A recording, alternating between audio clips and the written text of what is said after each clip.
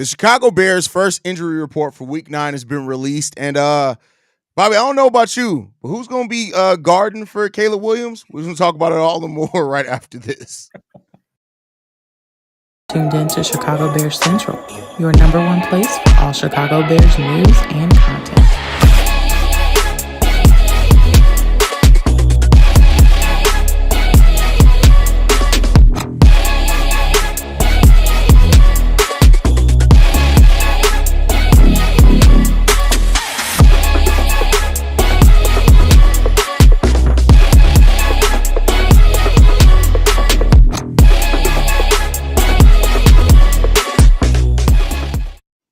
What's going on, Bears fans? Welcome to another episode of Chicago Bears Central, your number one spot for everything Chicago Bears related. It's Bobby and Haize in the building today. C-Dub is on old man PTO. He can't be on the episode. Nah, he taking care of business.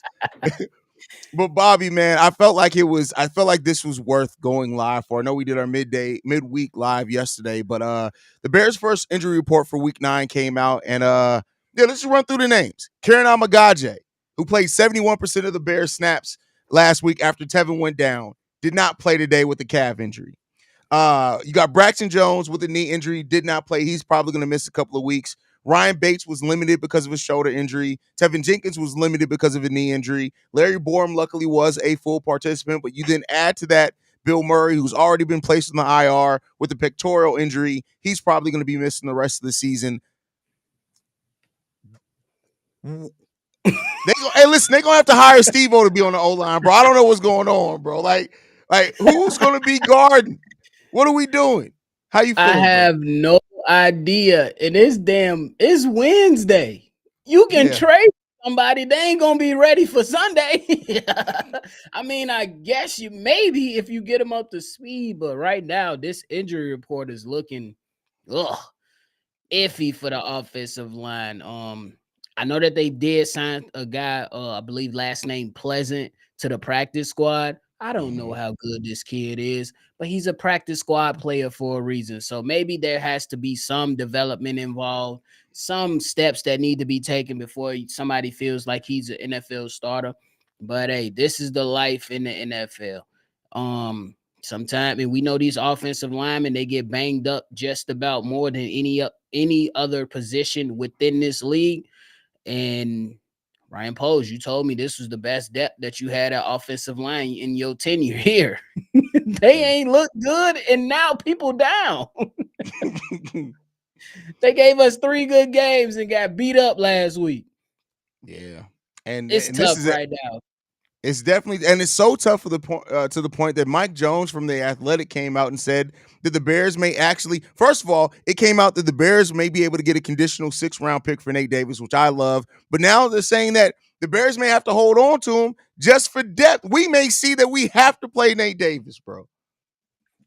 And that's crazy. Where it gets tricky. That's why it's like, man, that's why like today is the best day that I've had all week. No cap. And thanks to DJ Moore for that. But this offensive line right now, they all beat the hell up. And if we want to have some success, it's gonna have to be some changes schematically. Whether you go ahead and you lean on more so your 12 or your 13-man personnel. For those that don't know, that's bringing in extra tight ends to assist with blocking and just go with the more heavier scheme. You know what I'm saying? To where you just run a lot of generic stuff. Who knows what's going to happen on Sunday with the way that these guys are being down. Karan is out, not looking good. Braxton Jones not looking good. That's the starter and the backup left tackle. And we know that left tackle is definitely probably the most important position outside of center for the offensive line. Oh my God. But we still got days. I'm going to keep hope alive. Yeah. We still got days. You know, Thursday, Friday, that's where you start getting a little worried at, right? Like, so we'll see. But I tell you what, if they got to trot out Nate Davis out here because of the injuries, bro, that's gonna be crazy, man. Bro, they already about to have to get ready and trot out Ryan Bates, who just got cleared. Well, who just had his window to return open up. Larry Borum, his window opened up last week, and he's been practicing good all the way from that point. So you will be able to have some bodies in there, But for all of us that wanted to trade Nate Davis, it looked like Nate Davis might be sticking around just a little bit longer, to your point. Unfortunately. The the fact that we got here, bro, says a lot, man. Like, that's Don't it? crazy that we're at the place where we may be talking about us having to play Nate Davis. That's Like, you don't have a choice but to play him at this point. yeah, like you looking at corpses and bodies at your offensive line, man. Like, that's crazy. How many Man. It picks we really got in the sucks. draft? 8. Shit, take 8. 6 offensive linemen. I don't know. I don't know where we go from here, bro. I know it's Yeah, only man. week 9 in the season, so you live with it. But bruh, it's right now. It's just looking like damn. Every offensive lineman damn near hurt. I That's a guess fact. live That's with a it fact. though. You live with it. Yeah. This coaching staff, ain't no excuses for them. Do your damn job. Do your damn job. Get these guys ready to go for action. Do your job. There's no excuses for them. Yeah, that's a fact. That's a fact. I guess while we're here, we might as well talk about it as well. Between DJ Moore and Jaylen Johnson, if Matt Eberflus coming back, it's gonna be hella awkward, bro. Because it seems like these motherfuckers is tired of Matt Eberflus, bro. They not playing with him. They not, Y'all bro. heard DJ. Listen, DJ Moore basically said, "Yeah, I shouldn't have said what I said, but I said it. So I what? said what I said. You hear me? Exactly. He like, yeah, I could have kept it in house, but I said what I said already. Who gonna do something? That's how I take it. DJ, bro, like last year, we seen DJ Moore in the press conference. Haize, it wasn't to this extent, in my opinion. It wasn't to this extent to where he's this vocal and was like just not necessarily saying He got his careless. he got his contract now. He's got good. security. Yeah. Yeah. That shit is just it's just a interesting time. Why is always around this time things get interesting with the Chicago Every Bears? time, bro. Every We had the time. cops in the building last year. Guys be gone, get let go. Chase Claypool, that situation was happening around this time. Bruh, we can't escape it. Yeah, that's a fact. Jaylen Johnson also chipping this in. At the end of the day, we need to do things better. We have a better operation throughout the week, a better way of detailing things. At the end of the day, we got to take that from practice into the game and ultimately make the plays we need to make to win games that we need to win. I don't know about you, but I read that and that says to me, hey, listen, these coaches ain't doing their fucking jobs, man. I read that and I say that, hey, your coaches gotta, like, I understand that when a lot of people say that, hey, the players, and I'm on that side too, you know what I'm saying, holding the players accountable. But I believe that the coaching staff sets the tone. I believe your CEOs, your COOs, they're gonna set the tone for the business. This is a business. Yes, we love the football aspect of it, but it is a business, and those guys set the tone. And they map out the vision. The players, for me personally, enforce the vision. They go ahead and let guys know this is what we're trying to do. This is how we're gonna operate. And if Cole Kmet coming out alongside of Jaylen Johnson talking about preparation and operation and how it can be better, that mean that these guys was probably a little bit too laxed. You can be lax, you can be a player coach, but Shannon Sharp always said, and it was probably one of the greatest things I ever heard him say, don't accept anything in a win that you wouldn't accept in a loss. And right now, that 3-game winning streak, it seemed like the coaching staff glossed over it. Everybody starts smelling themselves, like my G-Man used to say, rest in peace, Peaches. You smelling yourself. And that was the performance this past Sunday, because guys acting like they did something and they ain't do shit yet. You got a lot of games left. That's a lot. A 4-13. Listen, if we don't win another game the rest of the season, bro. You telling me we ain't winning no more games, bro? If you're trying to tell me that the Bears don't win any more games, they lose 10 games straight.